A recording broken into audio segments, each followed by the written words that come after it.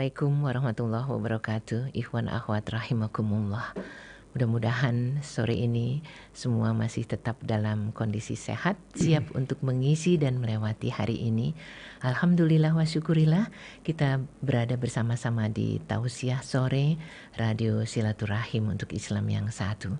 Tidak lupa salam salawat kita lantunkan kepada kekasih kita Muhammad Rasulullah Sallallahu Alaihi Wasallam beserta keluarga dan kerabatnya. Insya Allah ya, kelak kita berada di tempat yang sangat kita rindukan bersama beliau. Untuk sore hari ini, Ustadz Zain Al-Hadi sudah siap. Assalamualaikum warahmatullahi wabarakatuh, Ustadz. Waalaikumsalam warahmatullahi wabarakatuh. Alhamdulillah bisa berada kembali di sekat ruang dengar teman-teman kita, sahabat-sahabat surga kita. Hari ini kira-kira yang akan dibahas terkait dengan apakah gerangan? Kewajiban memahami kehidupan. Jadi gaya hidup manusia itu ada 5 nanti dalam surat Al-Hadid ayat 20. Nah, kita tuh apa yang dimaksud dengan di dalam ayat ini? Sebab ini ada menyebut mengenai perhiasan. Apakah mesti dijauhi perhiasan? Tidak. Hasilnya belajarlah di depannya ayat itu i'lamu, berilmulah, pelajarilah. Jadi yang dimaksud itu perhiasan itu tidak berlebihan, tidak untuk pamer kan gitu. Kalau untuk dinikmati dari rezeki dari Allah silahkan. Subhanallah. Jadi ikhwan akhwat, mari kita isi tabung jiwa kita dengan sesuatu yang akan bisa jadi bekal kita melangkah ke depan. Mudah-mudahan di tahun 2021 kita lebih memahami bagaimana kewajiban kita untuk memahami kehidupan ini. Silakan Ustaz. Baik, terima kasih. Bismillahirrahmanirrahim. Alhamdulillahi Rabbil Alamin. Segala puja dan puji dihantarkan kehadirat Allah Subhanahu wa Ta'ala. Salawat dan salam keharibaan Nabi tercinta Muhammad serta keluarganya yang suci dan disucikan, sahabatnya yang baik lagi setia. Assalamualaikum warahmatullahi ta'ala wabarakatuh. Insyaallah para pendengar dan pemirsa yang disayang Allah, kita berusaha bersama mempelajari surat Al-Hadid ayat 20. Di situ Allah menyampaikan bahwa kehidupan itu seperti ini. Sebelum itu mari kita memahami dulu tentang kehidupan dunia dengan segala isinya. Bumi ini hidup dan beredar. Matahari terbit setiap pagi, terbenam di sore hari. Semua berjalan menurut aturan yang sangat sempurna dan rapi. Ini Sang Pencipta yang mengadakan, yang mewujudkan segala yang eksis, segala yang ada. Dialah yang mengatur semua ini. Yang diatur secara otomatis dengan kodratnya. Hanya manusia makhluk yang sedikit diberi kebebasan. Juga diatur di program, kehidupan kita ini diprogram. Ada sebagian kecil yang kita bebas, bisa memilih. Benda, hewan, tumbuhan tidak punya hak memilih. Kita manusia ini ya, yang diberi hak untuk memilih dengan catatan resiko tanggung sendiri. Nah, Allah menunjukkan harusnya begini, bagaimana memanfaatkan alam, bagaimana memanfaatkan rezeki, semua diatur. Kenapa Allah harus tempatkan kita di bumi dulu, nggak langsung di surga? Itu dia mau atur, dia mau lihat mana yang pantas untuk ditempatkan di surga, mana yang tidak pantas. Mana yang layak untuk bertempat tinggal di sana, mana yang tidak layak. Nanti akan nampak semua itu. Allah menamakan yang lulus itu, tes di dunia ini disebut khairul bariyah, manusia mulia. Dan yang tidak lulus disebut syarrul bariyah, manusia sampah, auzubillah. Itu bahasa seperti itu. Dialah yang mengatur, dia yang mencipta, dia yang mengatur. Yang diciptakan diatur. Enggak mungkin yang diciptakan mengatur. Setiap yang menciptakan dia yang mengatur. Setiap yang memberi juga dia yang mengatur. Dia yang memberi rezeki segalanya. Manusia yang bukan memberi rezeki, hanya mengantar rezeki, mengatur. Orang bekerja, dihantarkan rezekinya, oleh bos, oleh direktur, bosnya. Bosnya mengatur. Yang membayar dia mengatur. Nah ini Allah yang menciptakan dirinya, menciptakan rezeki semua apa yang ada, dia yang mengatur. Nanti kita lihat bagaimana cara Allah mengatur. Kita menggunakan alam yang dia ciptakan ini. Segala benda untuk kita. Semua, emas, perak, semua benda untuk kita. Kita boleh pergunakan. Hanya caranya bagaimana. Allah tidak beri kebebasan penuh. Menggunakan tumbuhan, buah-buahan dan sebagainya bagaimana. Allah memberikan anggur, kenapa dirubah jadi minuman keras? Allah berikan hewan. Hewan tidak dikasih akal agar kita bisa tundukkan. Kalau dia dikasih akal, kita yang ditundukkan. Itu semua Allah sudah begitu sayang kepada manusia. Dia yang mengatur. Kita harus ridho diatur oleh Allah. Jangan protes. Kalau Allah yang mengatur tidak punya hak protes. Kalau manusia silahkan boleh. Itu pun dengan cara yang baik. Banyak sekali ayat-ayat suci Al-Quran memaparkan bahwa keberadaan kita di dunia ini hanyalah sementara. Itu sudah jelas. Dan faktanya betul begitu sementara. Ya, Bapak Soekarno sudah kembali ke asalnya. Bapak Soeharto begitu juga. Bapak Habibie juga demikian. Bapak Gus Dur begitu juga. Semua meninggalkan sejarah. Insya Allah banyak saudara yang baik yang ditinggalkan mereka insya Allah. Jadi di umur kita di dunia ini sebatas untuk mengikuti ujian aja. Ujian keimanan, ujian mau nurut apa enggak, gitu aja. Maka Allah memberi peringatan agar kita tidak terjebak dalam kehidupan yang sementara ini, dalam kancah-kancah yang tidak benar. Untuk itu mari kita pelajari peringatan Allah dalam surat Al-Quran surat Al-Hadid ayat 20. Surat Al-Hadid ini banyak mengandung tauhid di ayat pertama itu. Sampai 6 itu banyak tauhid. Ilmu mengenal Allah ada di situ. Ini ayat 20 Allah menjelaskan. I'lamu itu dari kata ilmu. I'lamu order, bentuk order. Ilmukanlah otakmu, ilmukanlah akalmu. Diisi ilmu di akal ini. Ilmu apa?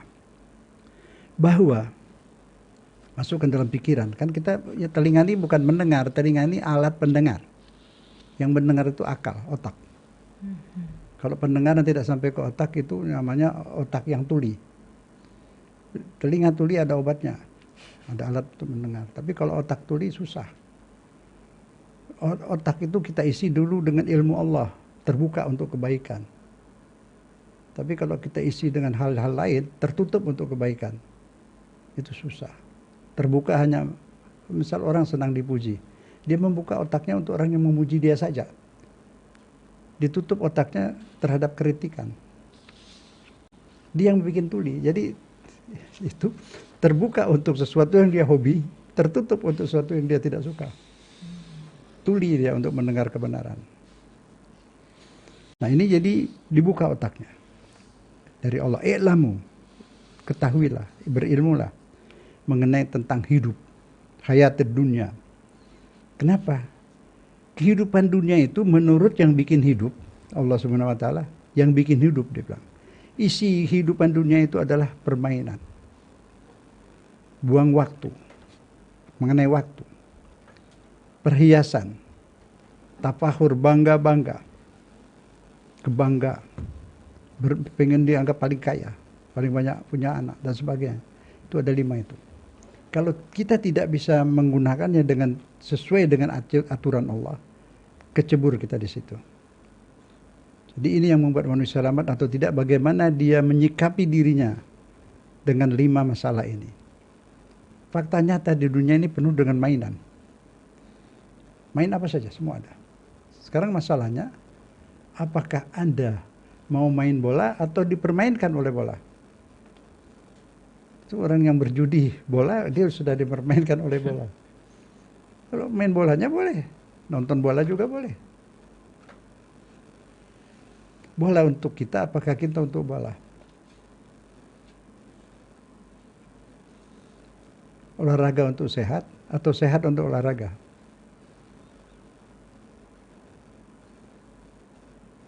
Olahraga untuk hidup atau hidup untuk berolahraga? Olahraga untuk hidup. Tapi hidup bukan untuk olahraga. Hidup untuk mencapai bahagia di surga.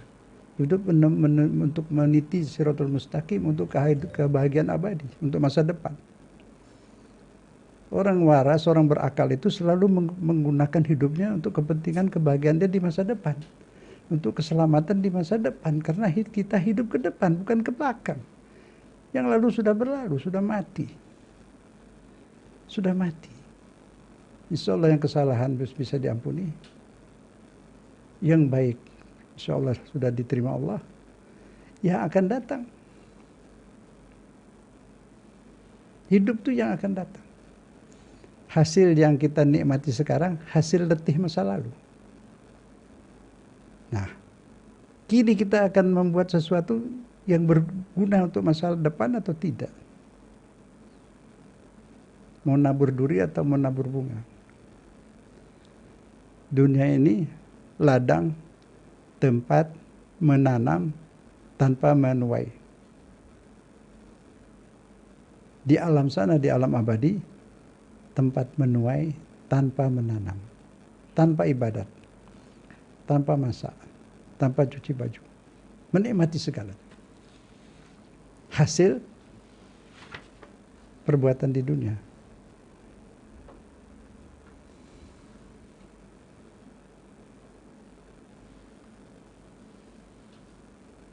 Kita mulai ayatnya. Bismillahirrahmanirrahim.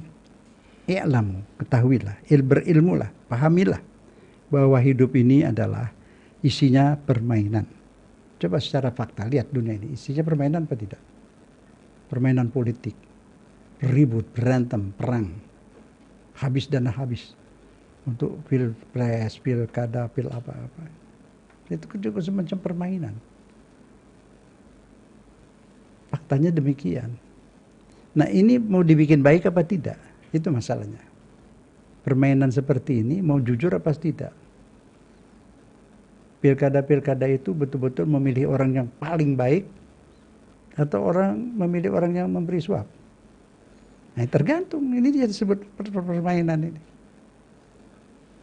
Isinya semua seperti itu.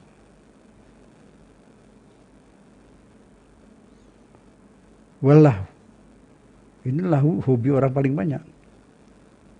Waktunya digunakan untuk apa? Arti lahu itu lupa. Banyak yang membuang waktu untuk melupakan diri, melupakan hidup. Kenapa? Karena selama dia dalam keadaan dia sadar, dia stres. Hati stres karena yang diurusi tubuh terus. Materi, badan. Makan, semua badannya diurus habis. Lupa tetap rohaninya yang rindu kepada Tuhannya. Tidak pernah datang menemui Allahnya. Dibawa dirinya kepada Allah. Hati itu, ruh itu rindu kepada Allah. Kalau tidak bawa dekat kepada Allah, dia stres, sedih. Itu akhirnya orang cari hiburan. Boleh cari hiburan apa tidak? Hiburan yang betul-betul membuat senang. Musik, boleh. Musik yang bagus. Ada musik banyak mengingatkan Allah. Musik yang memuji alam. Sungai Serayu, Bengawan Solo, semacam itu banyak musik-musik seperti itu. Membuat manusia ingat kepada Allah. Bimbul, bacaan itu bagus. Nah, jadi bagaimana bikin lahu? Kalau musik yang mabuk-mabuk, sambil musik, sambil mabuk, terus sambil joget, sambil menari, menerangsang, itu sudah. Itu yang disebut yang tidak boleh di sini lahu. Lahu itu membuat sesuatu yang manusia bikin lupa diri, lupa hidup. Kesadaran dihilangkan. Narkoba itu membuat hilang kesadaran. Minuman keras juga menghilangkan kesadaran. Lawannya kesadaran, lawannya mabuk itu apa? Zikir.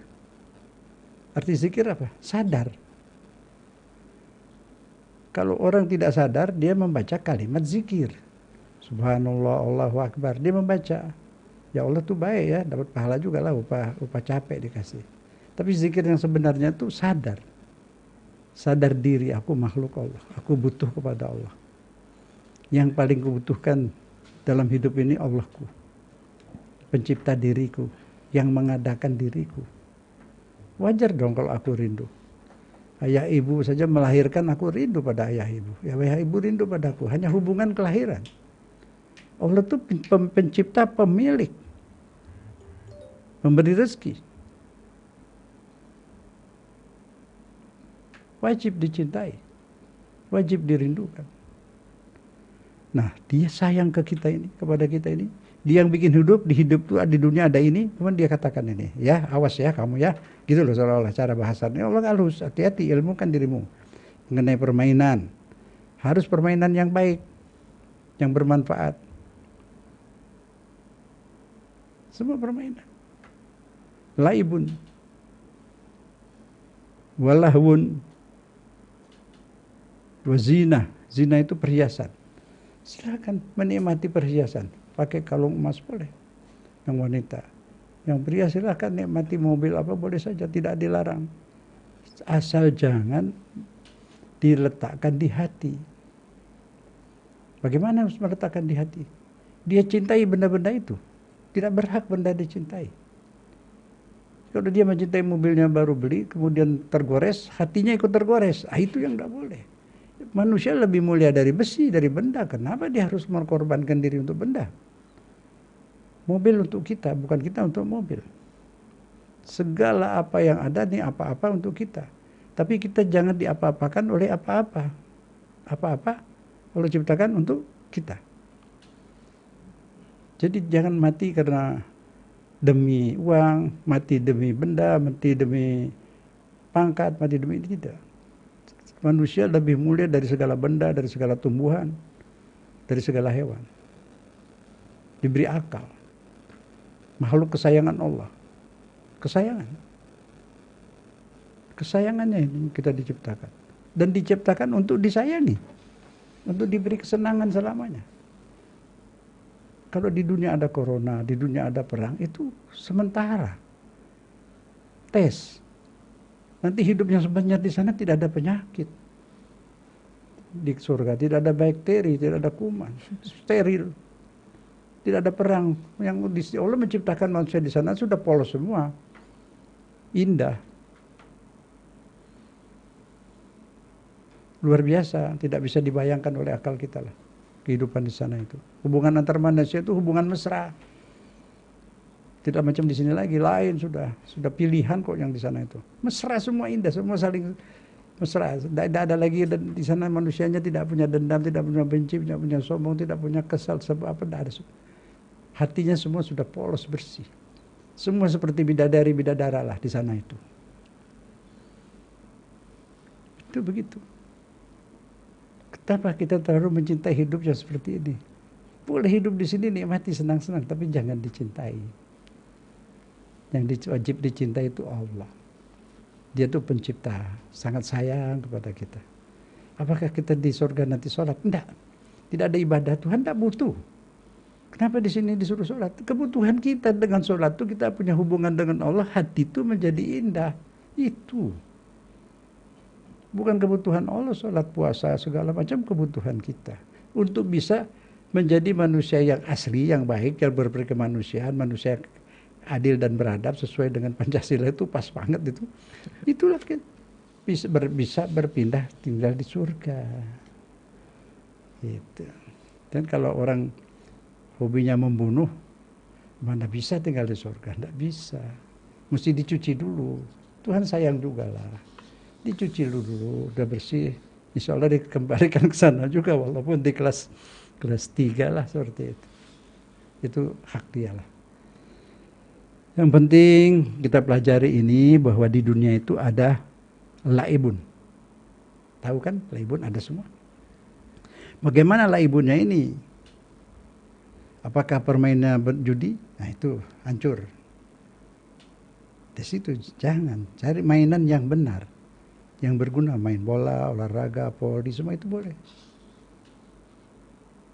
Mau permainan, dikasih izin sama Allah. Allah beritahu memang di dunia ini ada mainan.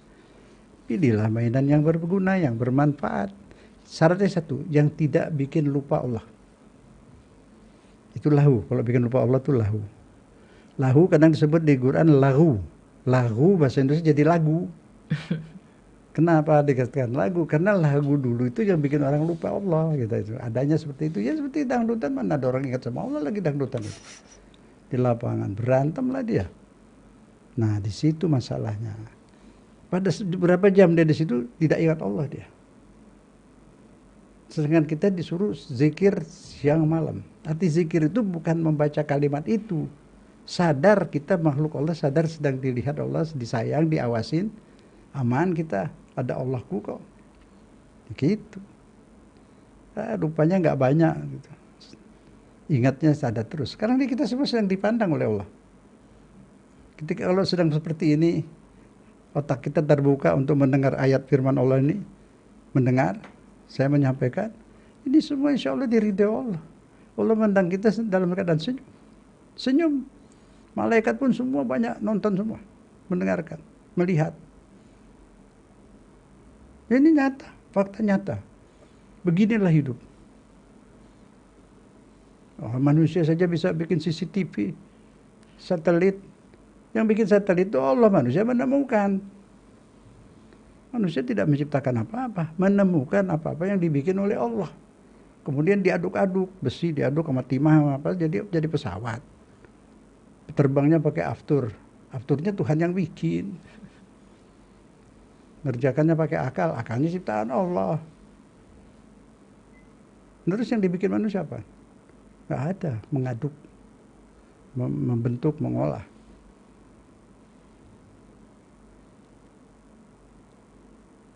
Semua ilmu itu ciptaan Allah. Petani, orang memperhatikan pepohonan, dipelajari pepohonan itu jadi ilmu botani. Manusia mempelajari tentang tubuh manusia, salurnya begini semua jadi ilmu anatomi. Ilmu Allah semua itu. Ilmu hayat, ilmu apa yang hayat. Ilmu Allah. Hayat itu pohonan, itu hayat, dia tidak ada ruh. Hewan punya hayat, bukan punya ruh. Hayat, maka disebut ilmu hayat. Mereka itu hayat, hidup. Wa ja'alna minal ma' kulli syai'in hayy. Kuciptakan dari air semua menjadi hidup. Biji-biji mati disentuh air hidup. Jadi air paling dibutuhkan oleh manusia. Akhirnya tanpa manusia berdoa dari dulu sudah diciptakan air. Salah minggu lalu sudah saya sampaikan itu. Air yang digunakan manusia itu hanya 6,5% atau 7%. 93% ada di 2 kutub dan di bawah tanah. Ini air semua daur ulang. Yang mendaur ulang Allah, manusia belum sanggup mendaur ulang air. Nah, kalau manusia diserahkan untuk mendaur ulang sendiri, air saja tidak sanggup. Mungkin lama baru bisa. Belum tentu steril benar. Air untuk infus saja itu natrium glukos itu masih menggunakan air hujan. Manusia sadar kita sangat butuh kepada Allah. Secara fakta hidup ini Allah yang tanggung, Allah yang urus, Allah yang amankan. Walaupun di dunia itu sementara. Oleh karena itu kita harus ikuti apa yang dia ajari, apa yang dia atur. Dia yang berhak mengatur. Karena dia yang mengadakan. Mobil diatur oleh yang membuat mobil.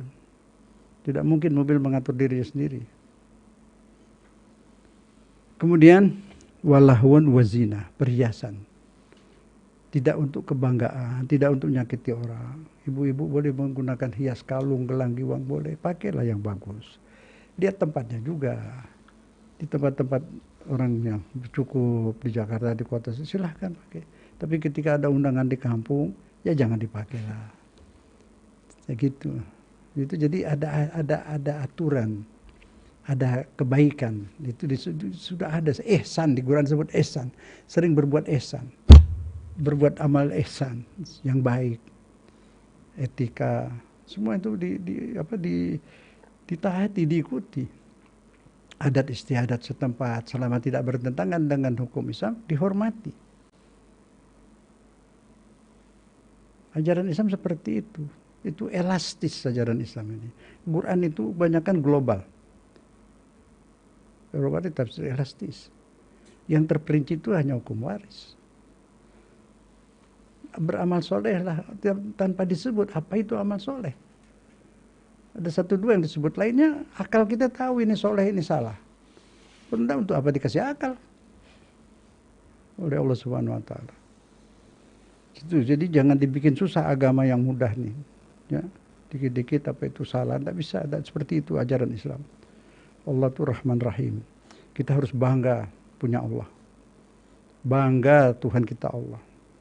Aku merasa bangga karena Tuhanku Allah yang menciptakan langit dan bumi, menciptakan segala buah-buahan bermunculan dari tanah, muncul semua dari tanah itu. Anggur semua, jeruk semua. Tuhanku itu. Aku bangga menjadi hamba Allah. Hamba Allah kita, bukan hamba manusia. Hamba Allah itu bukan jadi budak, enggak. Allah tidak butuh kepada kita. Justru kalau menghamba kepada Allah itu mulia. Kalau menghamba kepada manusia, budak kita. Manusia siapapun butuh ke kita. Itu. Kalau menjadi hamba Allah mesti jadi bangga. Dan aku merasa mulia karena aku Muslim. Yaitu mulia. Anda Muslim mulia. Terikat dengan aturan, bersih. Ada kamar mandi, diajarin cara membersihkan diri. Semua lubang-lubang di badan dibersihkan. Indah jadi Muslim itu. Rumah harus bersih, tidak boleh ada najis. Piara hewan di luar rumah supaya kotorannya tidak najis. Makanan harus bersih, darah tidak boleh. Bisa makan darah itu buas. Kalau kambing disembelih itu digantung, darahnya sampai habis. Baru diangkat. Jangan darahnya belum habis sudah disiram, jadi kena air beku darah itu. Masih ada campur darah di situ, makanya nanti dimasak itu ada bau. Nah, itu Islam bersih. Makanan diatur gini. Ada yang boleh, ada yang tidak boleh. Ini juga seperti ini, ada 5 ini. Boleh, main boleh, tapi yang mana mainnya? Lagu-lagu nyanyi boleh, hiburan boleh, bagaimana caranya? Perhiasan boleh, bagaimana makainya, di mana makainya? Seperti itu. Ada apa lagi? Tafahur, bangga-bangga. Kenapa bangga-bangga ini orang? Bangga. Semua orang punya rasa bangga. Banggalah jadi hamba Allah. Hah? Mana lebih tinggi, hamba Allah apa hamba gubernur? Hamba gubernur, hamba presiden. Hamba presiden tinggi mana? Tinggi hamba presiden. Hamba presiden sama hamba Allah. Hamba Allah. Disitulah, gunakanlah logika. Kenapa kau menghamba kepada Tuhan? Jelaslah, dia bikin matahari. Kalau bukan Tuhanku yang bikin matahari, siapa? Ayo, sebut siapa? Tidak ada. Kita punya Tuhan yang maha kuasa. Udah maha kuasa, maha baik, baik banget. Pernah di stop itu padi nggak tumbuh lagi? Kelapa tidak berbuah lagi? Di stop semua? Nggak pernah. Walaupun hambanya ini nakal-nakal ini. Terus tumbuh. Gandum, padi tumbuh terus, buah-buahan tumbuh terus. Itu bukan hasil teknologi. Allah semua yang tumbuhkan itu. Kemarin saya sampaikan, emang gampang bikin duri. Durian itu ada durinya. Bikin durinya aja itu susah loh. Buat manusia. Itu pun bagi Allah gampang. Tapi jangan marah-marah. Tuhan kok bikin durian ada durinya. Pelajari dulu kenapa. Kalau nggak ada duri, nggak sampai ke manusia, durian itu sudah habis, sudah hewan. Tuhan sayang pada manusia. Kasih duri, dijaga supaya hewan tidak habisin. Kalau manusia dikasih akal, bisa ngatasi duri itu, dia bisa bikin pisau. Bikin pisau. Tuhan udah tahu itu semua. Begitu sayangnya kepada manusia. Menghamba kepada Allah itu artinya kesayangan. Hamba Allah itu artinya hamba kesayangan, manusia kesayangan. Nggak boleh diganggu. Nggak boleh dikatain. Laqad karramna bani Adam, kami telah muliakan manusia, kata Allah. Sudah dimuliakan. Itu jelas kasih sayang Allah. Nah ini peraturannya, ini penjelasan dari Allah seperti ini, maksudnya apa? Kita boleh disuruh bermain, boleh lagu, boleh ada perhiasan, bangga punya mobil, kan berlebihan. Jangan berlebihan. pas mobilnya bagus, terus pakai mobil ngaung-ngaung, serempet sampai pinggir-pinggirin mobil orang, ya bukan untuk itu. Pergunakan untuk berpindah tempat dari mana ke mana, silahkan. Manfaatkan. Tidak berlebihan. Itu di negeri sana itu yang banyak uangnya itu. Dia bikin mobil dari emas. Bodinya dari emas semua. Ada yang dari berlian. Tetangganya lapar. Tetangganya miskin. Nah, itu yang salah di situ. Dia boleh pakai mobil bagus, boleh. Nikmatilah, tapi jangan sampai untuk seperti itu. Barang apa yang mau dibanggain? Masnya siapa yang bikin? Bukan dia yang bikin, Allah yang bikin. Berlian Allah yang bikin. Dan terus dia bangga apanya? Hah? Sujud dia mesti dikasih rezeki pada oleh Allah SWT. Dan Allah bilang ada bagian hambaku yang miskin di situ, keluarkan, kasihkan. Barang tambang, minyak 20% itu zakatnya. Barang tambang 20%. Kasih tetangga yang miskin. Itu yang Allah minta begitu. Sudah dikasih rezeki banyak, nah ini salah menggunakan. Lupa lautan apa lupa daratan itu. Bahasanya apa itu? Nah, itu yang tidak bersyukur itu. Jadi Allah sudah ingatkan, ada ini semua. Nah, di dunia ini, permainan ada. Mainlah, tapi jangan dimainkan. Benda-benda itu buat mainan boleh, tapi jangan dimainkan oleh benda. Lahu, hal-hal yang bisa bikin lupa kepada Allah. Perhiasan silahkan. Bukan untuk bangga-banggaan. Bukan untuk menyakiti hati orang yang tidak punya. Bertingkat, berlomba-lomba, main tinggi-tinggian. Ada di hadis. Padahal mereka ini tadinya tidak kenal alas kaki. Artinya apa? Dulu miskin. Beli sepatu aja tidak mampu. Sekarang sudah kaya, ya itu. Mobil dari emas, berlian dipakai. Tetangganya miskin malah ditindas. Ini Allah memberi ingat. Ini 5 semua boleh dimanfaatkan, tapi jangan lupa diri, jangan berlebihan. Itu tidak bersyukur. Watafakhurun bainakum, kalian saling bangga, rebutan. Bangga-banggaan. Padahal yang dibanggakan itu harta Allah, bikinan Allah semua. Apanya yang dia mau banggakan? Nanti ada di akhirnya itu. Main banyak-banyakan harta. Itu sudah di Timur Tengah sudah itu. Keluar semua itu apa yang ada di hadis itu. Main banyak-banyakan harta, banyak-banyakan anak. Sekarang apa kata Allah? Dikasih contoh. Seperti itu ya ayatnya itu. I'lamu annamal hayatud dunya laibun, permainan, walahun, bikin lupa, wazina, perhiasan, watafakhur, bangga-banggaan, main kaya-kayaan, bainakum, wataksur fil anwar, main banyak-banyakan harta, anak-anak. Kamasali ghaisin, seperti air hujan yang menyirami kebun-kebun itu sehingga tumbuh pepohonan indah luar biasa, padi-padi sudah menguning, indah betul, rumput-rumput hijau, pohon mangga dengan buah mangga yang banyak, pun jeruk dengan jeruk banyak, anggur dengan anggur yang banyak. Senang ini orang, wah hebat ini, sebangga dak karunia. Tiba-tiba datang angin topan, badai, hancur itu semua, habis atau banjir. Apa maksud Allah? Ingat, sadar. Sewaktu-waktu ada kejadian terbalik semua itu. Kekayaan itu bisa punah dalam waktu sekejap. Nah ini Allah beri peringatan. Yang dinamakan dunia itu dari kata dunu, dekat. Artinya dekat dunia itu. Dekat apa? Dekat punah.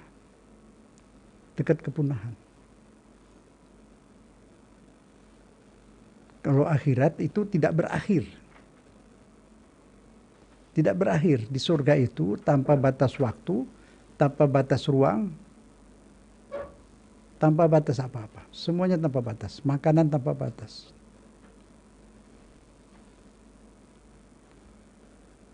Kalau di alam barzah sekarang sebelum ke alam kubur, saya sudah sampaikan minggu lalu diulang. Apakah manusia itu makan di sana? Makan. Tapi karena tidak punya badan seperti di dunia, tipis ya. Dia hanya makan kayak cemilan itu, sikit-sikit lah, cemil-cemilan. Tapi katanya itu, kalau dia sudah makan itu, makanan dunia tidak enak lagi sudah. Tak suka. Jadi artinya di alam barzah saja manusia sudah senang. Sebab disebut di hadis itu semacam taman dari taman surga. Surga kecil lah. Bagi orang yang soleh. Bagi orang yang baik. Nah itu. Di dunia ini 5 ini. Bagaimana memperlakukan kita terhadap kelima ini. Bagaimana sikap kita terhadap 5 ini. Nah di situ Allah ingatkan itu semua sementara. Berarti berhati-hati. Kemudian ada berita dari Allah 2 di sini. Wafil akhirah azabun syadid. Orang yang lupa diri, yang tadi kacau hidupnya itu, kacau, dia tidak tahu bagaimana menghadapi permainan, bagaimana menghadapi permainan hidup, bagaimana menghadapi permainan politik, bagaimana menghadapi permainan ekonomi. Itu kan ada aturannya. Kalau dia tenggelam di situ, dia dagang menggunakan segala cara, halal haram sabat terus. Permainan segala macam yang nggak benar. Kalau dia jaga diri, dia boleh main bulu tangkis, main voli, itu bagus. Allah kasih kok, silahkan. Seperti itu. Kata Allah, dan di akhirat itu ada siksa yang pedih. Buat siapa? Ya buat ini. Yang tidak bisa bagaimana bermain di dunia, bagaimana mencari hiburan di dunia yang halal. Nah, bagaimana memanfaatkan kelebihan-kelebihan harta semua? Boleh. Keluarkan zakatnya. Kalau enggak bakal hancur, mau kemana? Akan hancur juga ujungnya.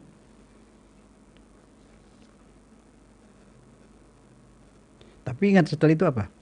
Ada azab, Allah tuh menyebut ada azab yang pedih dan ada dan di sini. Dan maghfirah, ada ampunan. Subhanallah. Habis nyebut siksa, nyebut ampunan. Artinya apa? Jangan takut. Kalau kamu taubat, aku ampunin. Nah itu. Jadi bukan harga mati terus. Yang begitu sekarang terus saja sekalian udah tanggung susah, udah tanggung nakal itu. Tidak. Taubat, ada maghfirah, ada ampunan, kata Allah. Di akhirat pun ada ampunan. Itu wafil akhirah tuh. Azabun syadid wa maghfirah. Ada ampunan. Apalagi nggak cukup situ. Maghfirah minallah, ampunan dari Allah, waridwan, diridhoi Allah. Asal taubat. Allah di Quran tidak bilang aku mencintai orang yang polos tidak pernah berdosa. Nggak ada itu. Di Quran Allah bilang aku mencintai tawabin. Innallaha yuhibbut tawabin. Allah mencintai orang yang bertaubat. Bertaubat itu artinya mantan salah. Bertaubat, sadar. Tidak mau lagi. Wa yuhibbul mutatahhirin, dan mencintai orang yang mensucikan diri. Jadi taubat itu enggak asal astagfirullahaladzim selesai. Setelah taubat mensucikan diri. Menebus kesalahannya kalau bisa. Kalau dia dosanya banyak kepada manusia, ya dia berbuat baik kepada manusia.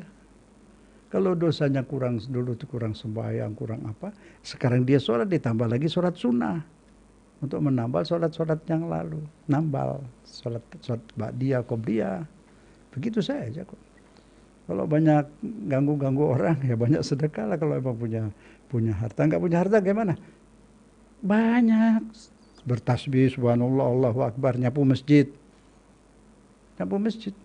Bersihkan masjid itu sudah pahalanya besar. Misalnya, berbuat baik kepada semua orang. Bantu orang, siapa yang bisa dibantu, kita bantu. Itu mensucikan diri setelah bersalah. Kemudian ada tadi 5 masalah yang kita hadapi. 2 Allah menyatakan ada siksa dan ada ampunan, ada ridhonya. 1 lagi jadi semuanya itu 8 ya. Yang 1 lagi kata Allah, wa mal hayatud dunya illa mata'ul ghurur. Ketahuilah hidup di dunia ini enggak ada papanya. Kayak panggung sandiwara, tutup layar habis. Wa mal hayatud dunya, kehidupan dunia ini illa mata'ul ghurur. Mata itu mut'ah. Mut'ah itu artinya semu. Nikmat yang semu, bukan nikmat asli. Semu. Kesenangannya semu. Semua kesenangan itu mempunyai efek samping yang tidak enak. Capek. Makan banyak juga capek. Sakit bisa. Jadi nikmatnya itu juga harus dibatasi, diatur. Kalau enggak menjadi punya efek samping yang tidak baik. Yang halalnya di dunia ini capek. Letih. Beda dengan di akhirat nanti. Hurur, mata'ul hurur. Mata itu semu, hurur itu kayak membohongi. Membohongi itu apa? Kayak mata morgana. Di padang pasir orang lihat itu ada danau ke 1 kilo jaraknya. Tapi udah sampai di sana sekilo lagi, sampai di sana sekilo lagi, tidak terkejar. Artinya itu contoh, bukan itu yang dimaksud. Apa yang kita hobi, kita senangin di sini itu kita dapatkan. Nggak puas lagi, besok dapat lagi, nggak pernah puas. Nah, orang yang biasa narkoba terus apa itu 1, nanti sampai namanya 2, naik, nggak pernah puas, terus sampai hancur badannya. Apapun di dunia itu tidak pernah, oleh karena itu nikmati saja apa yang ada. Nikmati apa yang ada dan disyukuri. Allah nggak larang, nikmati. Anda punya harta banyak, silahkan nikmati. Makan yang baik, segala yang baik, Allah kasih itu. Pakai baju yang bagus, silahkan. Hanya ada orang-orang sufi, dia nggak mau, dia maunya sederhana, baju yang itu biarin aja, urusan dia, itu bagian dia namanya. Dia milih hidup seperti itu bagus. Yang mau menikmati pemberian Allah juga bagus. Itu semuanya Allah terima, itu niatnya baik. Hur itu artinya ya tadi itu kayak bohong. Semuanya bohong. Jadi artinya apa? Ya kita ini pernah senang, mana senangnya sekarang? Pernah menikmati makanan enak, mana nikmatnya habis, hanya ketika lewat di lidah saja. Semua seperti itu. Juga begitu penyakit, pernah susah, mana susahnya sekarang? Semua lewat. Semu. Nah itu jadi kita tidak bisa mencari puas. Nah itu dia. Tapi dapat puas bisa. Mencari puas tidak ada. Mendapat puas bisa. Apa? Menikmati dari Allah apa yang ada. Yang sudah saya sampaikan berbulan lalu itu. Jiwa mutmainnah itu 3 syaratnya. Tarda biqadaik, 1 nafsun mutmainnah, yaitu minu biliqaik. 1 ingat akan jumpa dengan Allah. Akan jumpa Allah itu pasti, ingat ke situ. Itu pasti tenang. Ntar juga aku mati, sudah. Tenang dia. 2, ridho apapun yang Allah takdirkan. Tenang lagi. Kalau orang sudah ridho, tidak terasa lagi susahnya itu. Jadi kecil. Karena udah ridho. Misal punya pasangan tukang marah melulu. Kita ridho. Marahnya jadi nggak jadi masalah buat kita. Kita rasa sakit hati dimarahin kalau kita nggak ridho. Kalau kita sudah nerima ya udah. Nggak ada masalah. Yang ketiga, puas. Berapapun yang Allah berikan, rezeki dari Allah berapa saja, puas, nerima. Nah itu orang yang mutmainnah, itu puas. Jadi puas itu adanya di hati, bukan di benda. Orang yang gak puas yang mana? Yang pepatah mengatakan, bunga dalam tangan dicampakkan, melati dalam jambangan didambakan. Artinya apa yang dia sudah miliki, dia gak puas. Gak enak. Pengen punya TV hitam putih dulu, pengen punya yang berwarna. Sudah punya kira-kira 1 tahun, kecil, kurang besar. Cari yang besar, lihat ke rumah tetangga yang besar, ini udah nggak dihargainya lagi. Terus manusia seperti itu, punya mobil sekian, besok mau naik lagi, terus nggak pernah puas. Artinya kalau mau puas, nikmati apa yang ada, sambil cari lagi boleh, tapi menikmati apa yang ada. Mendapatkan yang jauh itu maksudnya tanpa usaha. Kalau dia bercita-cita mau, silahkan, nggak dilarang. Tapi bukan harinya terus bengong mikirin itu terus tidak menghargai yang sudah ada. Dia menikmati apa yang ada di rumah, dinikmati, disyukuri, ya Allah alhamdulillah, kayak gitu. Mau mengharap lagi yang lain silakan. Enggak dilarang. Tapi yang dilarang itu kalau menghina, tidak menghargai lagi apa yang ada di tangannya. Situ. Jadi harus tetap disyukuri, dinikmati apa yang sudah dimiliki dan puas dengan ini. Mau minta lagi boleh saja. Tapi puas dulu dengan apa yang sudah diterima. Jangan tidak dihargai, apalagi nah ini cuma segini, ya Allah, masa segini sih, ya itu. Itu yang tidak baik. Jadi ini Allah mengingatkan. Jadi kita pelajari terus ini Al-Hadid 20. Ada 5 masalah di sini yang artinya dalam kehidupan dunia ini berpusar di 5 ini. Kita berputar di 5 ini, tidak bisa tidak, pasti. Harta, anak, semua disebut sini, kebanggaan, semua ada di sini. Nah, tinggal kita bagaimana mengadaptasikan diri kita dengan keadaan 5 ini. Ada ajarannya dalam syariat itu lain-lainnya itu.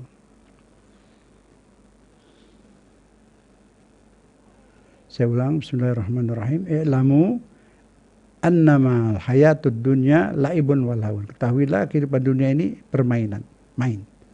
Permainan ekonomi, permainan politik, harus jujur, harus lurus. Nah ini, boleh main.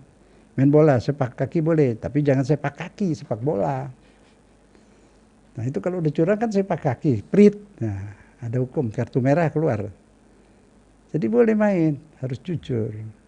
Main politik jujur, main ekonomi jujur, semua harus jujur. Wallahu, lahu ini segala sarana yang bikin lupa. Tapi kalau kita tidak lupa berarti boleh. Musik tuh boleh. Imam Ghazali juga membolehkan. Masalahnya yang tidak boleh itu yang bikin lupa diri. Apa juga kalau bikin lupa diri ya nggak boleh, berlebih-lebihan nggak boleh. Apapun yang baik bisa jadi tidak baik kalau berlebihan. Puasa, maghrib nggak mau buka, bukanya ntar isya. Udah dosa itu. Ya kan? Nah. Wazina, hiasan. Ya itu tadi hiasan bangga-bangga berlebihan tak karuan. Hiasan tuh dinikmati, rumah tuh pakai dekor, pakai apa boleh. Nggak dilarang. Ada di zaman Nabi memang Siti Fatimah, Sayyidah Fatimah pakai itu. Nabi bilang jangan. Nabi itu pemimpin, waktu itu sahabat belum, di Mekah itu masih susah. Jadi jangan dulu gitu loh. Di Madinah, di Mekah itu kan Nabi perih luar biasa, berapa tahun perjuangan. Yang mendampingi Sayyidah Khadijah. Di Madinah didampingi oleh Siti Aisyah. Tapi kan beda kan. Nah, tapi saya anjurkan ini siapa-siapa yang sering coba menyebut-nyebut istri Nabi, sebutlah semua. Ada Siti itu Salamah, Ummu Salamah itu. Waduh setianya sama Nabi luar biasa. Memang dia tua. Tapi setia, nggak pernah disebut itu. Sebutlah. Mereka kan semua di akhirat itu tahu. Sebut semuanya. Jangan satu aja. Kan semua itu istri Nabi. Ya. Khadijah, Ummu Salamah, Aisyah. Oh, itu semua. Terus itu boleh dijadikan apa? Teladan. Bagaimana cara hidup mereka itu. Boleh. Sebagai apa tuh idola. Tapi berbeda zaman. Jadi 100% seperti di sana ya enggak lah. Kalau Nabi melarang Siti Fatimah waktu itu taruh hiasan-hiasan, bukan berarti kita sekarang nggak boleh. Kan saya udah bilang, dia Nabi, dia tidak mau kalau sahabatnya belum, dia memiliki sesuatu gitu lah. Itu seperti itu. Kalau sekarang semua orang udah punya kok, ya silakan saja. Gitu. Tidak ada larangan untuk bersenang-senang, asal tidak lupa kepada Allah. Nyanyi boleh, asal tidak lupa kepada Allah. Tapi kalau sudah di panggung terus buka aurat, kemudian di sana yang jogetnya mabuk, ya itu kan sudah bukan seni lagi, bukan lagu lagi, udah nggak benar itu, tidak menikmati. Saya kemarin Mauludan, benar, pakai bahasa Indonesia lah banyak, lagu Bimbo, rame-rame, lagu Bimbo, Cinta Rasul, itu kan sama Maulud, yang bahasa Arab kan begitu juga, cuman kita pakai bahasa Indonesia supaya orang lebih ngerti. Terus lagu Syukur dari Yakuinku Tugu, Bakti Ikhlasku, ini Mauludan ingat Nabi, boleh. Yang penting tuh malah justru ingat Allah, ingat Rasul, cinta Allah, cinta Rasul. Itu bukan bikin lupa. Jadi kalau sudah ceramahnya sudah maki sana maki sini, itu salah lagi walaupun atas nama Maulid. Nah, menanam menyebar kebencian dan sebagainya, ya jelas sudah salah. Nabi nggak begitu kan. Nah ini jadi kita diminta kesadaran, ini udah diingatkan, jadi kita pelajari betul, bukan sekedar ini banyak dipahami orang seolah-olah dunia main nggak boleh, lahu nggak boleh, perhiasan nggak boleh, bukan begitu. Caranya nggak diajarin, kita dikasih akal, banyak di agama lain cara-caranya, di kitab fikih banyak, di kitab akhlak itu. Ini semua kelibatnya di sini. Bisa masuk surga juga karena ini, bisa juga masuk neraka karena ini. Gitu aja. Tadi kan saya kasih contoh. Banyak sampai mobilnya dikasih emas. Nah itu yang sudah over. Berlebihan. Nah, itu. Jadi bukan dilarang, boleh asal benar. Banyak ini masalah-masalah. Kita harus diperbaiki, juga tidak kaku memahami agama. Hukum juga tidak kaku nih, saya beri contoh sedikit, tahu ini cerita benar apa salah saya tidak tahu. Ceritalah sedikit. Di satu negeri ya, di Mesir saya baca, tapi kejadiannya nggak tahu di mana. Jadi ada orang sakit, secara sakit dia tuh kayak mati suri gitu. Kan mati udah. Sudah dibikinin surat mati dia. Jadi ke perusahaannya dikasih bahwa dia sudah meninggal. Tapi meninggal kan mati suri, nggak tahunya berapa lama hidup dia. Nah setelah dia hidup udah rapi, udah dia orang semua dapat tahu dia hidup. Dia pergi ke tempat dia kerja. Di sana dulu dia kerja di pabrik itu. Dia mau dimasuk, nggak boleh sama mandornya. Kenapa? Kamu sudah mati. Loh, kamu kan kenal saya, ini saya masih hidup. Iya kenal, saya kenal kamu ya, memang kamu ini. Tapi buku nggak kenal, di situ udah tulis kamu mati. Jadi sudah pulang. Lalu gimana? Kalau supaya bisa kerja lagi, kamu balik kita minta surat bahwa kamu hidup. Coba bayangin, suruh minta hidup dari minta surat hidup. Nah ini peraturan yang kaku. Kita taat pada peraturan tapi tidak kaku. Nah udah tahu matanya sendiri nih, tinggal dia itu nanti minta saksi berapa orang. Saksi tanda tangan menyatakan bahwa orang ini hidup. Kalau disuruh minta surat hidup, mintanya di mana? Sama malaikat. Kan gitu. Nah ini contoh saja, memahami apa-apa itu tidak kaku seperti itu. Ada lagi, cuma waktu ada cerita kaku-kaku kayak gini. Ada ini pengadilan mabuk semua, hakimnya semua mabuk. Jadi ada orang mau mencuri, masuk pintu rumah orang dari jendela, terus jatuh, luka dia, jendelanya nggak benar rupanya. Ini dia datang ke polisi, ke hakim, ngadu, saya mau mencuri Pak, tuh rumah Pak Haji itu. Jendelanya nggak benar, jadi saya jatuh luka-luka nih. Waduh kasihan kamu, mabuk ini. Yang mau ngaturnya ini mabuk. Bukan di sini loh, kita di sini enggak. Mabuk lah dulu. Terus dia panggil itu yang punya rumah. Panggil yang punya rumah. Kamu ini salah, melanggar hukum. Kenapa jendela kamu itu nggak benar? Ini orang kasihan mau mencuri, jatuh dia luka. Nah itu. Mau adil ini rupanya, tapi orangnya sendiri nggak sadar. Bagaimana dia sudah, dia punya rumah pintar dia. Pak Hakim saya tidak salah Pak Hakim, saya udah bayar tukang suruh betulin jendela itu, tapi dia nggak benar betulinnya. Panggil itu tukang. Datang tukang itu, kenapa kau tidak perbaiki ini? Jendela nggak benar, ini orang mau mencuri jatuh. Waduh, bising dia. Pintar juga dia ada gimana lah caranya itu sampai dia lolos. Pak Hakim saya tidak salah, waktu saya sedang maku ini ada orang perempuan lewat, saya tertarik dia pakai baju merah lagi. Akhirnya pakunya nggak beres itu. Panggil itu perempuan. Kenapa kamu pakai baju merah? Ini orang lagi ini tertarik sehingga pakunya nggak benar. Coba itu. Pintar lagi dia. Saya tidak salah Pak Hakim. Tukang celep itu yang celep baju saya merah. Panggil tukang celep. Tukang celep nggak bisa ngomong, nggak punya duit lagi. Tangkap dia, gantung sana. Nah ini kaku, pemahaman yang kaku kayak gitu. Tapi ini orangnya uzur, dia mabuk itu. Ini cerita dongeng sajalah. Entah di mana itu terjadi. Jadi artinya kita tuh memahami agama ini jangan kaku. Ada tuh memahaminya juga boleh pakai akal sehat lah ya. Jadi nggak dilarang itu, hiasan nggak dilarang, semua itu bagus. Musik bagus, tapi juga jangan kaku, akhirnya bebas sampai dangdutan yang itu maaf ya, karena itu merusak. Bagaimana nggak merusak? Tawuran di situ, anak-anak muda itu mabuk kan? Kenapa itu nggak dilarang? Nah orang-orang yang suka mau basmi munkar, ma'amar ma'ruf nahi munkar, itu munkar itu. Usul kepada lurah, kepada camat, pada polisi, jangan diberi izin. Minta jangan diberi izin, kecuali tidak ada mabuk, rapi, itu. Bajunya juga pakai baju rapi, sopan. Kan bisa diatur, itu munkar. Narkoba itu munkar. Jadi musuh negeri kita ini bukan itu. Kita bersaudara semua. Satu negeri, satu kapal. Tenggelam kita tenggelam semua. Jadi bagaimana musuh kita itu kebodohan, kemiskinan. Ini belum beres. Apalagi korupsi, narkoba. Itu menghancurkan anak-anak semua. Kenapa dibiarkan? Coba tenaga kita rame-rame ini ngurusin itu.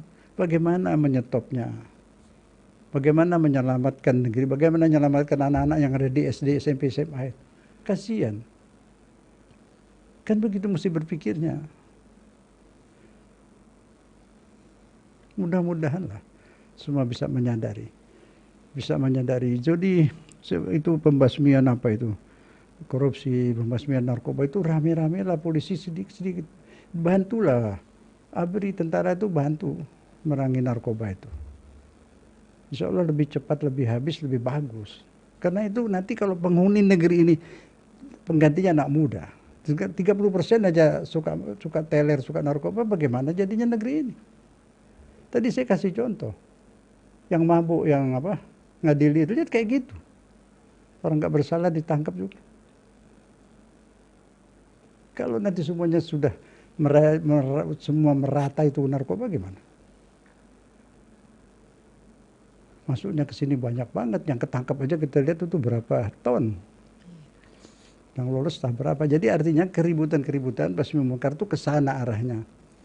Jadi tidak capek dengan permainan politik ini. Cobalah pakai politik yang bersih lah. Politik bersih kan untuk negeri sendiri. Politik kotor itu mungkin kalau ada perang sama dunia luar. Ke dalam itu ya bersih. Saudara semua. Satu negeri, satu bangsa. Nah itu. Harus. Jadi mudah-mudahanlah Allah yang Maha Kuasa memberi petunjuk kepada kita semua. Amin ya rabbal alamin. Masya Allah. Ikhwan akhwat, apa permainan kita? Apa hiburan kita? Apa kebanggaan kita? Dan apa perhiasan kita? Apakah semua itu telah membuat kita menjadi orang yang congkak dan sombong? Tadabur surat Al-Hadid menyadarkan kita bahwa kehidupan hanya kesenangan semu, nikmat dunia menggiurkan cuma fata morgana. Dan mari kita renungkan kondisi kita saat ini. Biarkan singa meraung, biarkan serigala melolong. Singa meraung tanpa gigi, serigala melolong di tempat sepi. Tapi sapulah para rayap yang merayap dalam sunyi senyap, menggerogoti segalanya. Mari kita renungkan, sementara kami akan kembali sesudah.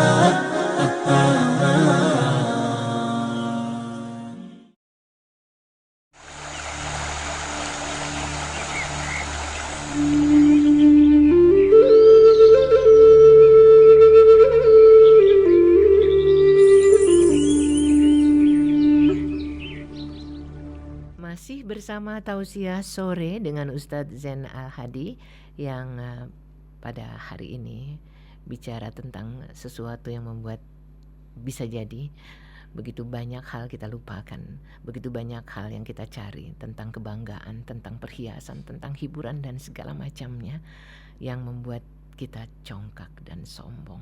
Sementara kalau kita langsung ke pertanyaan Ustadz, kehidupan hanya kesenangan semata, nikmat dunia itu tampaknya kita semua lupa mati ya Ustadz.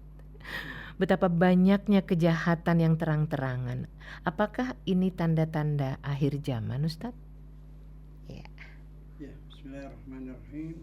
Ya betul. Di kitab-kitab hadis, Sahih Bukhari, Muslim, Nasai semua ada itu. Akhir zaman seperti itu. Banyak bohong, banyak fitnah, berita bohong, berita fitnah semua ada. Tadi itu lomba bangunan-bangunan bertingkat di hadis itu ada. Itu dulu saya waktu baca itu ditulis di hadis itu, orang yang tidak mengenal alas kaki berlomba-lomba bikin bangunan bertingkat. Dan ini hadis benar, nggak masuk akal. Masa orang sendal aja nggak punya mau bikin bangunan bertingkat, bagaimana? Terus saya pergi ke Tanah Arab, oh ini lihat bangunan tinggi-tinggi sih. Dulu mereka itu kan pengembala, belum ada minyak itu, benar. Terus di sini juga di Jalan Tamrin kan dulunya mereka juga nggak punya dulu. Jadi hadis itu benar, sudah menjadi kenyataan yang Nabi sampaikan. Anak perintah orang tua, anaknya kaya tuh, bapaknya kerja di PT dia. Auzubillah. Ada sekarang seperti itu. Auzubillah. Jadi bukan berarti terus kita bingung, tidak. Ini ada satu salah besar, takut mati, mati itu pindah. Pindah senang atuh, seneng. Pindah ke alam sana. Apalagi kalau kita di akhir zaman, nungguinnya di transit nggak lama. Kakek moyang kita lama bertahun-tahun nunggu di transit tuh di alam barzah sebelum ke akhirat kan. Kita langsung paling nggak berapa lama udah terus ke akhirat, ke surga udah. Senang lah. Kenapa jadi bingung? Pindah, mati itu pindah. Anda beriman insya Allah sudah aman. Nah ini akhir zaman memang seperti ini. Nah, kalau kita sekarang ibadah bersyukur pada Allah, bersyukur. Tuh ada orang menulis, dia bingung kayak begini, akhirnya bilang sudah deh, aku biar aja deh mau apa yang mau terjadi lah, nggak surga neraka aku lupakan sementara, dan yang penting aku rindu pada Allah. Nah itu jadi artinya apa? Pasrah. Nah dunia kayak gini emang udah diatur sama Tuhan. Terus ya Allah, nikmat sebenarnya. Kenapa dunia ini banyak perang, banyak susah? Bagus kalau dunia ini rapi semua, kita nggak betah, nggak ingat akhirat. Kalau ingat akhirat bisa-bisa orang ini nggak sholat. Jadi ada sakit, ada susah, itu teguran, peringatan dari Allah supaya kita nggak betah. Ketika kita nggak betah di dunia, kita rindu akhirat. Rindu akhirat, rindu Allah. Nah itu nggak ada masalah lah. Berapa lama lagi juga dunia bubar. Kita udah pindah ke sana, di dunia lain. Nggak mungkin bubar di sini, Tuhan nggak bikinin lagi tempat lain. Kalau dunia hidup hanya untuk di dunia, untuk apa di sini? Nggak dapat apa-apa di sini, hanya dapat capek. Tapi kalau kita beramal, kita di sini untuk hidup masa depan di surga selamanya, selamanya, tanpa waktu. Di sana alam tanpa waktu. Jadi nggak ada jam, nggak ada pakai jam tangan, nggak pakai jam, tuh tidur sampai kapan nggak apa-apa. Mau dansa berdua situ nggak apa-apa. Nggak ada pakai waktu, nggak ada waktu, nggak ada kerja, nggak ada ibadah, hanya senang-senang. Dan segala sarana kesenangan disediakan. Lah itu Tuhan Rahman Rahimnya di situ. Masa kita mau disenangin di sana nggak mau? Ini kan hanya perjalanan hidup di sini, jalan. Kita ini kafilah jalan, sedang jalan ke akhirat. Bukan selamanya di sini. Siapa yang selamanya di sini? Ada nggak yang orang udah umur 150 tahun, 200 tahun? Nggak ada. Jadi arti hidup tenang tuh dan senang, ingat mati. Ingat mati itu obat. Nah sekarang pertanyaan gimana kalau begini terus? Nggak apa-apa, memang sudah mesti begini. Ada harapan nggak bisa diperbaiki? Nggak ada. Nah ini kan, iya udah berapa orde pun ya begini. Nggak ada yang bisa. Terus siapa yang bisa dijadikan pemimpin yang nggak ada? Yang mana ya udah begini. Nah, oleh karena itu, Imam Mahdi akan datang. Kalau tidak ada kerusakan, Imam Mahdi nggak datang. Mau ngapain dia? Di hadis disebut apabila dunia sudah penuh kezaliman, Imam Mahdi datang memenuhi keadilan setelah dunia penuh kezaliman. Sekarang kezalimannya hampir penuh, belum penuh tapi hampir. Sedikit lagi penuh, dia datang. Sekarang penuh zalim. Orang Palestina yang rumahnya diusir, direbut negerinya, sudah tinggal di halaman pun diusir lagi. Terus dia disebut teroris. Kalau yang Israel dia bunuh orang Palestina dibilang bela diri. Dan itu dunia semua ngikutin pendapat maunya dia. Semua. Ada negeri di mana itu orang ditindas, dibunuhin sekarang. Karena yang bunuhinnya punya uang, nggak pernah dituntut. Tidak ada lagi keadilan. Minyak dibom, ribut tetesan minyak tumpah, darah tumpah, 6 tahun di Yaman, nggak ada yang ribut. Ini dunia sudah seperti ini. Pemimpin siapa yang bisa memperbaiki? Nggak ada lagi. Nikmatilah sisa hidup ini. Tunggu Imam Mahdi. Dia nanti merapikan ini semua. Itu pun hanya 40 tahun atau 50 tahun. Tapi insya Allah kita boleh berbesar hati, anak-anak kita hidup insya Allah di zaman Imam Mahdi. Di zaman Imam Mahdi tidak ada maksiat, semua orang rapi semua. Adil makmur sampai tidak ada yang menerima zakat. Jadi bapak ibu yang punya anak, siapkan, kuatkan agama anaknya. Nah, insya Allah saya yakin mereka hidup di zaman Imam Mahdi aman. Aman. Jadi agak terhibur ya bapak ibu ya. Aman anaknya, nanti tinggalin anak aman. Kayaknya anak-anak itu akan hidup di zaman dia. Dia pimpin dunia ini dengan penuh keadilan, makmur sampai tak ada menerima zakat. Jadi udah jangan sedih hati. Sekarang anaknya disayangin aja, diurus. Diajar kenal Allah, itu yang penting. Mau teknik, mau dokter boleh. Yang penting kenal Allah. Kenal Tuhannya, Nabinya, kitabnya Al-Quran. Nanti selanjutnya dia akan rapi sendiri. Jadi ibu tenang saja bu, biar aja sudah memang keadaannya begini, ibadah terusin rumah tangga masing-masing, ekonominya diperbaiki, ibadahnya diperbaiki, tunggu Imam Mahdi. Assalamualaikum. Mudah-mudahan kita yang nggak lupa mati ya, karena sebagaimana yang kita simak sejak tadi, banyak memang kejadian-kejadian yang mengecewakan di perjalanan hidup kita. Ustadz, yang pertanyaan berikutnya dari hamba Allah lagi, bagaimana tadi Ustadz katakan kita merindukan ridho Allah. Bagaimana hati kita merindukan ridho Allah kalau kehidupan begitu berat? Apa yang harus dilakukan? Bagaimana kita Merindukan ridho Allah kalau ya. Hidupnya berat. Iya. Kalau nanti sudah ridho, nggak berat lagi. Segalanya yang berat itu karena kita tidak ridho. Seorang anak, ibunya sakit atau ayahnya sakit, mau mandi, dimandiin gitu. Air nggak ada, dia mesti ambil air dari sebelah, 1 ember. Kalau dia sebel sama bapak sama ibunya itu air berat. Jangankan bawa air segelas pun diminta oleh ayahnya ibunya karena dia tidak ridho, berat bawanya. Tapi air seember karena dia cinta sama ibu bapaknya, dia ridho, bawanya senang, enteng rasanya. Jadi yang bikin berat atau enteng tuh hati ini. Hati ini nerima apa tidak? Kalau nerima semua enteng. Ini jadi kita mesti bisa memanage hati. Sumbernya di hati, di akal. Hati itu termasuk akal loh. Akal dan perasaan itu hati. Keinginan 3 itu. Itu harus sejalan. Anda memang ingin mengangkat air, ingin memang mau. Akalnya mikirkan, iya ini aku bakti pada orang tua, dapat pahala. Perasaannya merasakan sayang sama orang tuanya. 3 mau, ingin mau, akal mau, perasaan mau, enteng. Kalau salah satu nggak mau, berat. Nah itu. Tahu, akalnya tahu ini kebaikan. Perasaan juga tahu kesian ibu bapak. Tapi nggak ingin. Terpaksa, berat.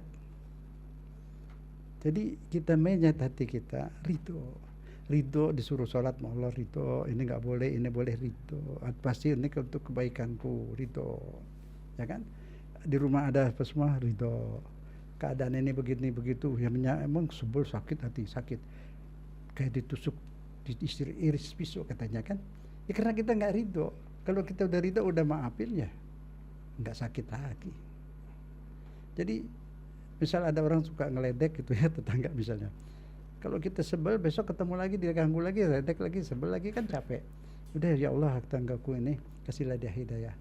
Dia gini, aku ridho ya Allah, jangan siksa, kasihan, ampunin dia. Biasanya besok dia mau ganggu aku lagi, aku udah maafkan dari sekarang. Jadi ketika besok diganggu, nggak apa-apa, udah saya maafin, nggak masalah. Kan nggak sakit hati.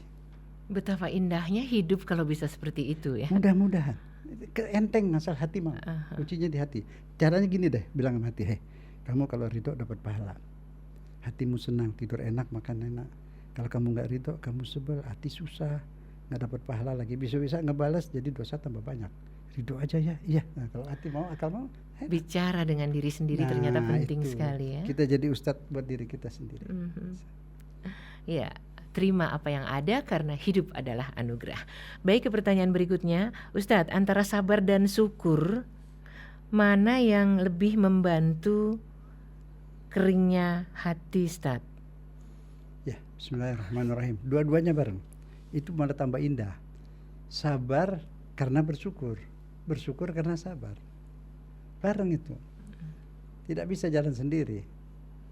Nah, sabar itu apa? Sabar dulu, setelah sabar sampai ke tingkat ridho. Kalau sudah ridho, lebih dari sabar. Nggak perlu sabar lagi kalau udah ridho. Nggak perlu sabar lagi. Sabarnya malah kapok pergi udah. Karena ini orang udah lebih sabar daripada sabar itu. Ya, kenapa? Karena ridho tadi.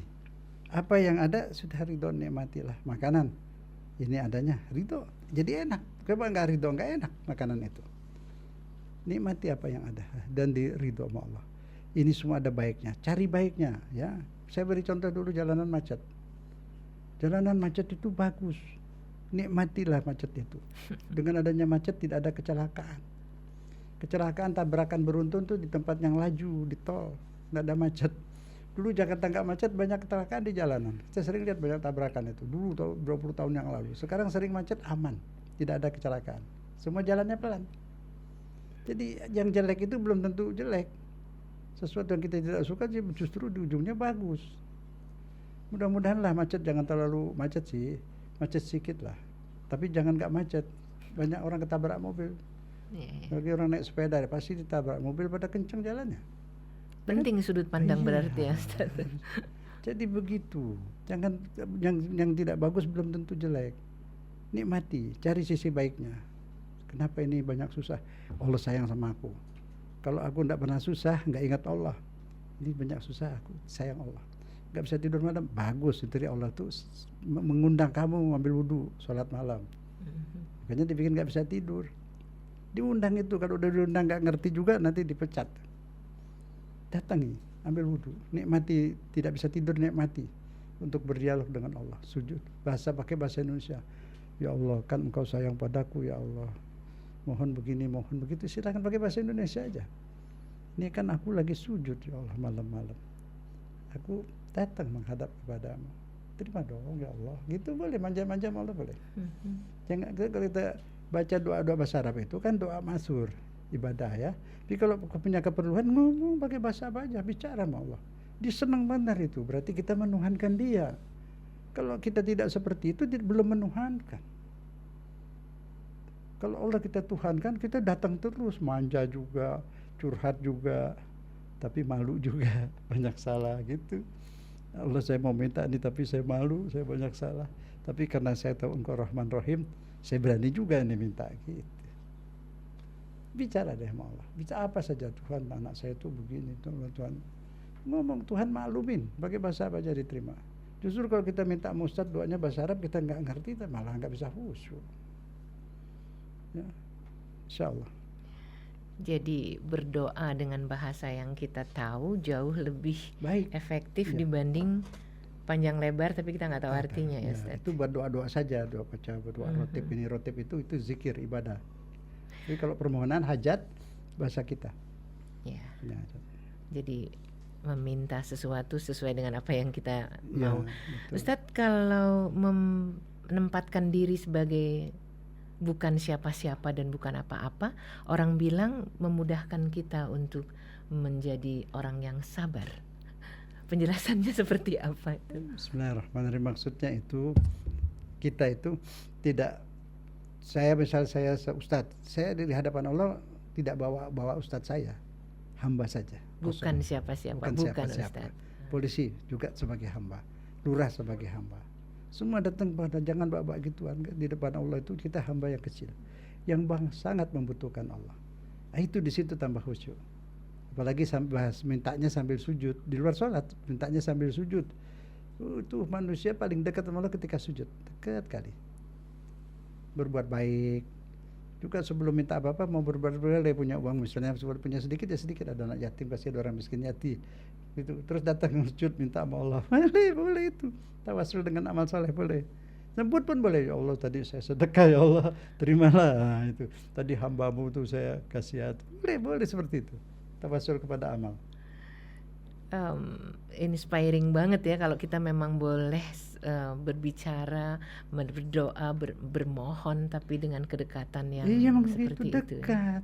Baik Tuhan, kita mau ketemu presiden, gubernur, pasti daftar sini enggak, sama Allah ambil wudhu saja sudah cukup. Kenapa enggak datang? Bayar juga enggak, ada pakai dijaga juga enggak, hanya ambil wudhu datang. Enggak pakai wudhu pun kalau bukan sholat mau doa doang bisa. Disayang loh, malaikat juga kagum. Tapi mungkin enggak sekali. Kenapa enggak sekali dikabulkan Ustaz? Ibu bapak tuh kangen sama anak yang nakal juga kangen. Allah lebih kangen lagi. Jadi kalau datang ini besok dikabulin, Allah ntar nggak datang lagi. Ditunggu biar datang lagi. Terus udah datang sama Allah, udah dikabulkan, ngilang, nggak datang lagi. Allah kasih susah lagi supaya datang lagi. Dikasih susah karena dia rindu. Ini orang datangnya kalau dikasih susah. Nah, kamu kasih jajan sama anak. Kalau udah dapat uang nggak muncul deh, bapaknya kangen ya punya. Kasih dikit, ntar sore datang lagi dia kasih lagi. Nah itu kira-kira seperti itu. Allah tuh lebih dari ibu bapak rindunya kepada kita ini. Kita aja nggak ngerti. Bahasan yang sangat menarik, Ustadz. Kalau misalnya ada tips agar kita selalu rindu kepada Allah, kira-kira biar nanti menjelang masuk Januari tahun depan tuh kita semua sudah dengan bekal yang baru gitu Ustaz. Amin. Kenal dulu sama Allah. Kenal Allah, kenal. Cara kenal Allah gimana? Setiap mau makan apa saja, buahkan makanan, pikirkan dari mana tuh buahan. Misalnya apa? Telur. Dari mana itu telur? Dari pasar. Pasar dari mana? Ternak. Ternak dari mana? Dari perut ayam. Ayam dari mana? Perut ayam itu isinya apa? Putih dan kuning telur. Yang bungkus siapa? Bikin Cangkangnya. cangkang, bulat, lonjong, licin. Pasti kan dicetak. Apa di perut ayam ada cetakan? Dan bagaimana itu ayam masukkan putih kuning ke dalam cangkang? Nggak tumpah. Subhanallah. Terus nanti mesti hidup, dikasih pori-pori masuk oksigen. Ini kan pinter banget. Ayam nggak pinter. Siapa ini yang bikin ayam? Allah. Nah, nanti setiap lihat daging ayam, ingat Allah. Dan apapun kita rujuk ke situ ya. Iya, itu dia yang disikir itu. Ya Allah, permisi, ini ayammu, aku tidak bisa bikin ini. Baik Terus, Ustadz. Pertanyaan apa tadi? Saya rasa sudah yang tadi syukur dan sabar terakhir. Kita rangkum bahasan terkait dengan mentadaburi al-hadith. Waktunya masih ada beberapa menit. Surat al-hadid tadi. Ya. Jadi di sini Allah mengingatkan dan setelah itu kita disuruh mengingatkan diri kita sendiri. I'lamu, berilmulah, kasih tahu itu akalmu itu, perasaanmu itu. Di dunia ini kamu akan menghadapi 5 macam ini. Nah, bagaimana caranya? Ada permainan. Ya silakan main, tapi yang benar. Main bola, sepak bola, jangan sepak kaki gitu kira-kira lah ya. Jadi ada kejujuran bermainnya itu. Main politik juga ada kejujuran. Ekonomi juga kejujuran, tidak nipu, tidak apa dan sebagainya. Lahu juga nyanyi-nyanyi boleh, nggak dilarang ya. Tapi jangan gitu tuh mabuk-mabuk, joget-joget tak karuan, nah, kan gitu. Yang rapi. Ya, lagu Bimbo itu kan enak tuh, muji Nabi. Bebet siapa lagi? Bebet siapa nih? Opik. Banyak tuh bagus-bagus. Sambillah itu boleh. Keroncong juga bagus, lagunya enak-enak, muji Allah, muji itu kan ingat aja Bengawan Solo yang ngalirkan sungai Bengawan Solo Allah juga. Apa itu Serayu, ada gunung ini, gunung itu, Gunung Semeru. Iya. Itu adem, lagunya bagus, ya kan? Apa tuh kalem-kalem gitu. Saya pernah ikut pegang itu tuh yang bambu tuh, sorok-sorok tuh. Ya, nggak ada masalah, boleh-boleh saja, itu malah bagus, nggak ada salahnya gitu ya. Juga perhiasan tidak dilarang, boleh, tapi itulah ya, perhiasan malah Allah saking sayangnya boleh bikin perhiasan tuh emas yang dari perhiasan nggak kena zakat. Walaupun sudah sampai nisab tetap nggak kena zakat kalau itu digunakan untuk perhiasan. Kan berarti Allah suruh pakai, boleh gitu kan. Nah, tafakhur boleh, bangga apa? Bangga jadi hamba Allah, bangga pada Allah, jadi hamba Allah. Tapi hidup ini bukan tafakhur. Nah, tafakhur yang nggak boleh itu apa? Yang bersaing curang. Di antaranya itu hidup tuh kayak gini, Kak. Kita ada yang boleh, ada yang enggak, pilih sendiri bagaimana yang baik, mana yang tidak. Kan situ maksudnya itu. Dan ingat semua itu juga hanya sementara. Seperti orang yang punya kebun, subur kebunnya, tiba-tiba angin datang, bencana alam atau banjir, kan habis tanpa sisa. Itu juga begitu, boleh aja punya perhiasan, tapi ingat nggak bisa dipakai, nggak dipakai ke kubur juga, akan ditinggalkan. Nah, itu yang dimaksud. Jadi artinya boleh punya itu semua, jangan dicintai. Yang dicintai yang bikin itu. Kembali jangan cintain kepada mas, Allah, cintain ya? yang bikin mas, yang bikin mobil, yang bikin segalanya. Itu tadi itu. Jadi kalau hilang nggak tergores, nggak sakit hati. Kan orang mobilnya kalau dicintai mobil kan tergores, mobilnya tergores, hatinya tergores, itu kan rugi. Masa besi tergores dia ikut menggores hatinya kan? Nah situ. Jadi semua itu nggak di hati, di hati illallah. Ma fi qalbi illallah. Tidak ada di hatiku, hanya Allah. Nikmati harta apa boleh semua itu. Tapi tidak dituhankan, tidak dicintai. Karena itu hanya sementara, itu saja. Nah, kalau mau nikmat yang abadi, yaitu di surga nanti. Insyaallah. Ustaz, terima kasih banyak untuk pencerahannya di tausiah sore ini. Dan ikhwan akhwat, sebelum kita berpisah, ya Allah, ya Ilahi, ibadahku tidak ada yang istimewa. Aku lakukan semampuku dan hanya yang aku tahu. Yang ku tahu pun hanya sedikit saja yang terlaksana. Ya Allah, kelalaian masih membelitku. Bagaimana aku merindukan surgamu.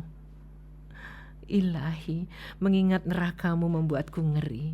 Dicubit saja sakit sekali. Jika baik bagiku, izinkan aku melupakan surga dan aku melupakan nerakamu. Biarkanlah aku merinduimu saja ya Allah. Subhanallah, ikhwan akhwat, mudah-mudahan di atas segalanya kita hanya merindukan Allah, merindukan ridhonya, dan melakukan apapun yang semua ujungnya hanya untuk Allah semata. Billahi taufiq wal hidayah. Wassalamualaikum warahmatullahi wabarakatuh.